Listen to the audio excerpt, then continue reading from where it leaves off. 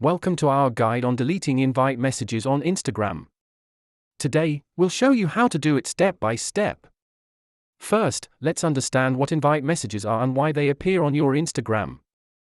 Start by logging into your Instagram account. Enter your username and password to get started. Once logged in, navigate to the direct messages section by tapping the paper plane icon. Now, locate the specific invite message that you want to delete. Look for keywords that identify it.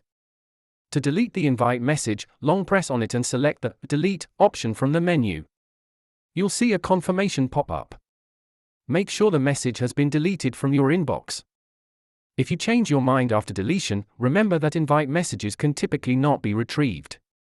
To conclude, we covered how to identify, delete, and confirm the deletion of invite messages on Instagram. If you found this video helpful, please like, subscribe, and share your experiences in the comments below.